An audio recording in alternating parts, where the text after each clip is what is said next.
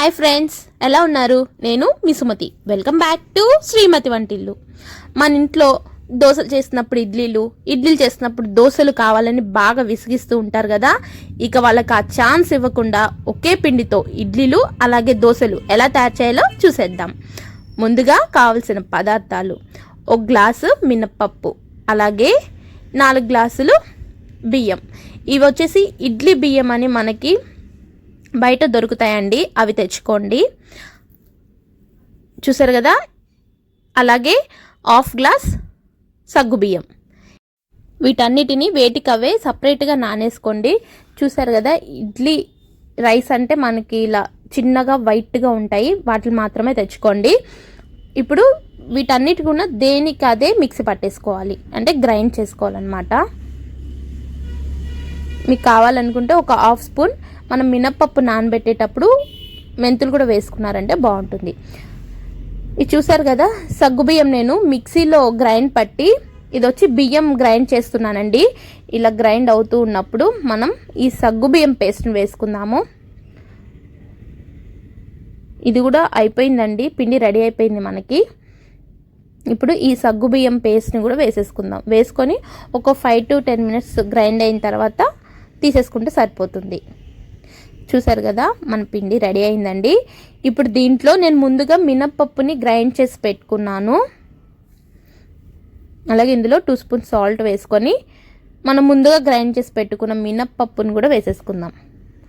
అంటే మనం మామూలుగా ఇడ్లీలకైతే ఇలా మినప్పప్పు సపరేట్గా గ్రైండ్ చేసుకొని రవ్వ కలుపుకుంటాం కదా, సేమ్ అలాంటి ప్రాసెసేనండి. మినప్పప్పు ఫస్ట్ గ్రైండ్ చేసి పెట్టుకొని ఆ తర్వాత బియ్యం అలాగే సగ్గుబియ్యం కలిపి గ్రైండ్ చేసుకొని చివరిగా అన్నిటిని కలిపేసుకోవడమే.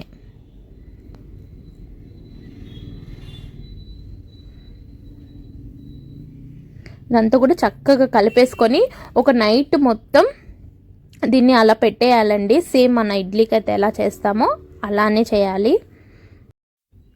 6 to 8 hours మనకి పిండి పులవాలి. నేనైతే మార్నింగ్ నానేసుకున్నానండి, నైట్ గ్రైండ్ చేసేసాను.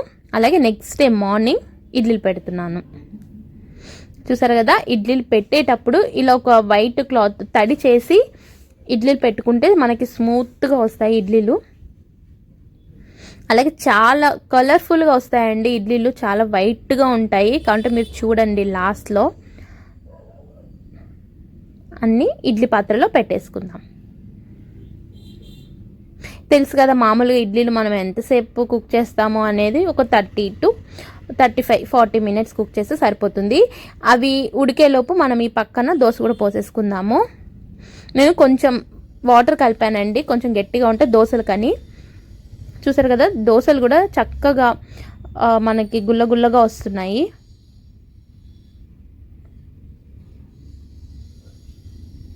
చాలా అంటే చాలా స్మూత్గా ఉంటాయండి దోశలు కూడా. చెప్పడం కాదు కానీ టేస్టీగా కూడా ఉంటాయి ఈ దోశలు ఇడ్లీలు. కావాలంటే మీరు ఒకసారి తప్పకుండా ట్రై చేయండి. ట్రై చేసి ఎలా వచ్చిందో నాకు కామెంట్ బాక్స్లో కామెంట్ పెట్టండి.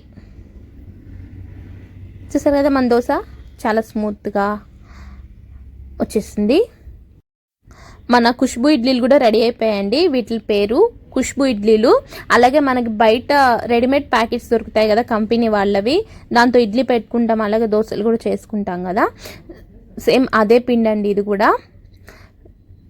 ఇలా తీసేటప్పుడు క్లాత్ని ఇలా రివర్స్లో వేసి పైన వాటర్ చల్లారు అంటే ఈజీగా వచ్చేస్తాయి ఇడ్లీలు. చూసారా, టేస్టీ టేస్టీ ఇడ్లీలు అలాగే దోశలు రెడీ అయిపోయాయి. ఈ పిండి చేసి పెట్టుకున్నారంటే ఎప్పటికప్పుడు ఏది కావాలంటే అది వేసుకొని తినేయచ్చు. మీకు కానీ మా వీడియో నచ్చినట్లయితే లైక్ చేయండి, అలాగే మీ ఫ్రెండ్స్తో షేర్ చేసుకోండి. ఎవరైనా మన ఛానల్ని ఫస్ట్ టైం చూస్తున్నారా అయితే వెంటనే సబ్స్క్రైబ్ చేసుకోండి.